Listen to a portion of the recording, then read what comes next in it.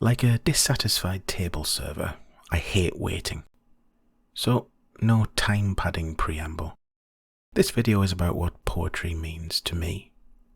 Your mileage may vary, of course. It's to be expected. We're likely very different people. And if so, I look forward to you making your own video about what poetry means to you. You never know. I may even watch it. Picture the scene, if you can. It's 1991. The year of the Gulf War. The Silence of the Lambs has just come out. The first ever website is created by Tim Berners-Lee. Bryan Adams' single Everything I Do It For You has its 15th successive week at #1 in the UK, setting a world record. It is the year of the breakup of the Soviet Union. I am 14 years old. I am sitting in a classroom in a large Catholic school in northeast England, while a well-meaning but faintly bored teacher, who clearly does not want to talk about poetry, talks about poetry, to a class largely full of kids who, for the most part, would prefer to be anywhere else, doing anything else. The teacher pretends to care, and the class pretend to listen and take notes. The tone of the lesson was probably intended to be earnest and sombre enough to impart just how important poetry is. But the combination of apathy to the topic and lethargy in the delivery makes it come across as a form of collective punishment instead. And there's me, the stocky kid sitting at the back of the class, head tilted ever so slightly to the side, with a brow furrowed not by boredom or impatience, but disappointment. Disappointment that something wonderful was being misrepresented, badly misrepresented. Needless to say, sitting in the heart of this nexus of negativity doth not a good lesson make. I say this not to crucify the memory of the educator, to slander my classmates, or paint myself as some kind of paragon of education, which Lord knows I wasn't. What I'm trying to explain is that there was a huge disconnect between what poetry meant to me at that time and what it seemed to mean to everyone else. I still feel a bit like that now. There's a great scene in the classic 1989 film Dead Poets Society, which I'm sure many of you may have watched. If not, please seek it out immediately. It's an incredible film, where by request of the teacher, one of the school kids begins to read aloud from a book introducing poetry, what its purpose is, how to rate whether it's truly great or not, applying rules and formulae to it to reduce it to some kind of easily digestible mathematical calculation. It is an approach destined to desiccate whatever literature it touches, leaving it parched and faded like a dried flower pressed within the pages of a book. The inspirational teacher, Mr. Keating, played by the incomparable and very sadly missed Robin Williams, gets the class to literally tear the pages explaining this method of poetry analysis out of the textbook. It's a very poignant and moving film, though I didn't see it until a year or so after its release, but when I did, it reinforced how much of the incandescent stuff of life can be found within a relatively short number of carefully chosen lines, written with insight and feeling, and also made me think how great it would be if other people felt the same. I'd always liked poetry from an even earlier age, when I inherited a 1920s edition of the collected works of Alfred Lord Tennyson from my granddad, which remains one of my most treasured possessions to this day. Tennyson's far and away my favourite poet. Sitting on one of those weirdly indestructible old school chairs of metal and wood, leaning forward on the mildly ink-stained desk, witnessing some wonderful snippets of perfectly crafted literature get forced flat through a mangle of education was beyond disheartening.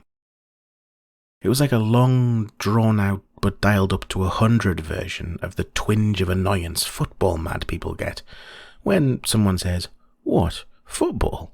It's worthless, stupid, just a bunch of guys chasing a ball around." Don't misunderstand. Explaining and admiring a poem's structure has worth. Being explicitly told what the poem is about, as explained by people with letters after their name who should always be quoted as an authority on such things, was also useful, especially for essays. But the inherent beauty and power of the piece was strictly incidental to the teaching of it.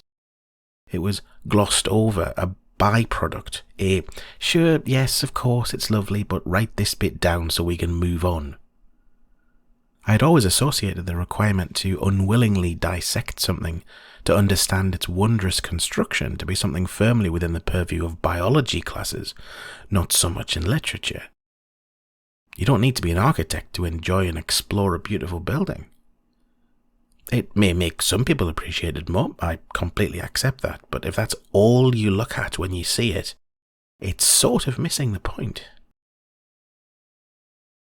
A forced march of box ticking without the slightest hint of stopping to smell the flowers before us just felt mechanical, rushed, like gulping down a tumbler full of Napoleon brandy, or asking for your lobster thermidor to come in sandwich form at a restaurant. It undoes the thing. It cheapens it. It reduces it to its parts, without any acknowledgement that these things, like all good art, are always significantly more than the sum of those parts. It reinforced the idea that poetry was viewed as something slightly weird and archaic, nice but essentially irrelevant, a description I've sometimes felt fit me rather well too. Poetry was a fluff-covered mint in the coat pocket of greater literature, a gilt-framed photo on a pensioner's wall, yellowed with time and cigarette smoke, when I knew in my heart that it was really the closest thing we have to true magic. Now, I know people throw around hyperbolic phrases like that left, right and centre, the magic of parenthood, the magic of television, the magic of David Blaine, or for those seasoned British folks listening, Paul Daniels. What do I mean when I say the true magic of poetry?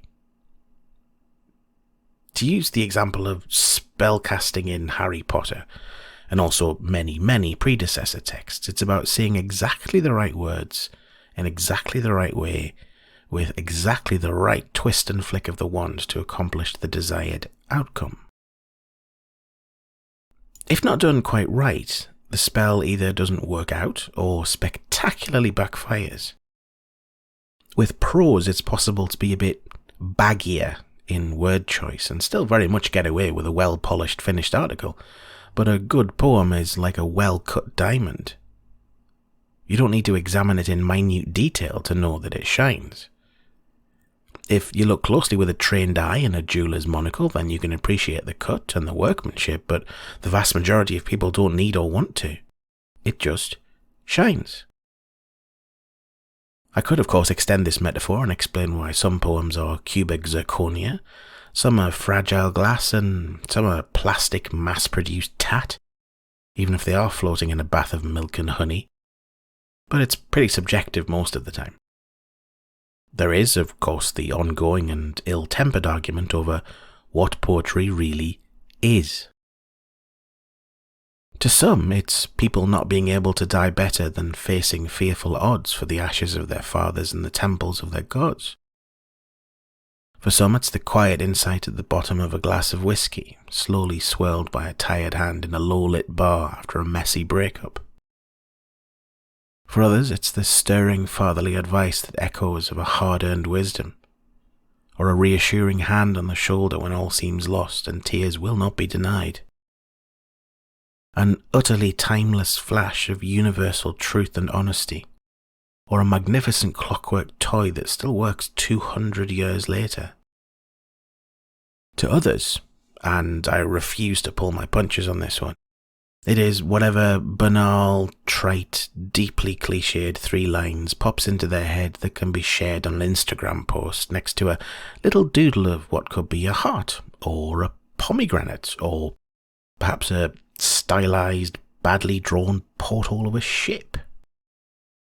It is an emoji, overused by millions. It is an NFT of a hug. It is the mass-produced fast-fashion t-shirt emblazoned with the phrase, "My truth." It is the collected runoff of pop song lyrics, fermented and repackaged as genuine emotion. Tiresome tropes tottering along smooth, well-worn paths on their way to a well-earned soy chai latte. I don't consider this snobbishness. I think the Emperor's new clothes do not exist, and it's NPC behaviour not to call it out. There's good poetry and bad poetry, but that latter Insta category, when it's bad, there are exceptions to be fair, is a special kind of awful that had Dante lived to see it, he'd excavate an extra sub-basement level of hell for. It's not even poetry really. It's quick, can be shat out at a rate of knots, and flows as a tributary into the great Insta puddle, which sings of its own depths even as it evaporates in moments like candy floss on the tongue. Candy floss that tastes of earwax. Financially successful equals high quality is not a conclusion that I would subscribe to. Hey, that was good. I said subscribe at the exact same time as you clicked subscribe. Now that's what I call synchronicity. Stay with me, people. Anyway, I digress. Why am I so bothered about poetry anyway, you might ask? Well, as Danish philosopher Søren Kierkegaard once said, life can only be understood backwards, but it must be lived forwards. I started writing poetry from a very early age, at about 9 years old, I think. I enjoyed doing it, but like most things created when a child, still being too small and wee to truly clamber onto the shoulders of giants, by any measurement it wasn't great. It felt like enthusiastically trying to ride a bike that was way bigger than I could handle. I was trying to conjure a little of the magic I saw, like an amateur playing around with a magic set and only being able to figure out the card trick while still being baffled by the rest. I was under no illusion that it wasn't great, mind you, even then, but I enjoyed trying. At that age, with pretty much zero life experience and not being particularly well read yet, it was always going to be the case. As I got older and turned into the quintessential moping teenage poet, I dove deeper and deeper into classic works, seeking guidance and an experienced hand on the tiller as I negotiated my way through the rough waters of adolescence. I knew there was wisdom there, a wisdom nobody around me seemed to have the slightest bit of interest in. But again, with limited life experience and choking in the miasma of hormonal angst, I could admire it but not truly feel and key into what was trying to be conveyed in any real and lasting sense. Time passed. My hair got longer, as did my nights. Up writing very, very late, night after night, pouring thoughts onto paper in a bid to quiet the inner turmoil down a bit. It was only many, many years later that I found out I had bipolar 2 disorder and things made a bit more sense in retrospect. To me, it was just the usual attempt to lasso the inner hurricane every day and hover over the abyss without falling in. Sometimes both at the same time, which was very strange. Now, bear in mind that as a Gen Xer, this was way before the age of social media and the internet proper. It was very easy to feel isolated, bereft even of the fickle electronic ghost of transient friendships that people take for granted now. Mental health, especially men's mental health, wasn't really spoken about much. But hey, I wore the heavy mantle of the manic-depressive writer as well as any young man could, I guess. Now, a few years ago, I discovered a huge cache of atrocious teenage scribblings and proto-poems, awkward couplets and Frankenstein word creations. I initially looked through them with the wry smile of middle age appraising the foolishness of callow youth, doing a bit of a cringe. But the more I read, the more I began to understand. If you look closely, these were not really atrocious poems. They were imperfect little snapshots of the days I was living through, the sense of self and destiny I was scrabbling for, the sadness, the rage, the hopelessness. I could now see them for what they really were.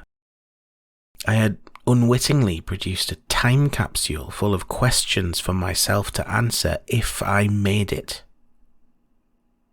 They were fragments of early me, trying to express something that they didn't have the proper words for yet. I say that word again, yet. I found that the more I read, it was as if I had somehow known that my future self would be able to interpret, order and complete what I'd been trying to say when it finally had the life experience and the scars and the perception to sift the run-of-the-mill melancholy from the particles of gold. When I could claim ownership of the one thing that youth rarely knows that it lacks: perspective. I was then able to pick them up where early me had left them, rewrite them or complete them, turning around unfinished pieces that failed or veered off course and allowing them to become what they were meant to be now I had finally arrived. So, what does poetry mean to me? Lightning in a bottle, that's what. The perfect distillation of language, enabling the easy absorption of feeling even before meaning, like a complex flavour changes after a few moments on the palate. Poetry was a guiding star for me long before I could read the heavens. It was a safety valve preventing me from popping like a pressure cooker left on the stove. It was proof, real proof, that people before me had felt the same way, faced odds that they'd overcome, faced grief and stared it down, struggled and set their shoulder against the burden of being and left behind evidence of the commonality of human experience at its most fundamental level. This is what poetry means to me. Maybe you think I'm wrong. Let me know in the comments what poetry means to you. I hope you enjoyed this video. Feel free to like if you liked it, subscribe if you loved it, or just walk on by with an awkward smile and a quick tip of the hat if you'd prefer to do neither. It's fine. No, it's fine. It's not you. It's me. Thanks for listening, and I'll speak to you all again very soon.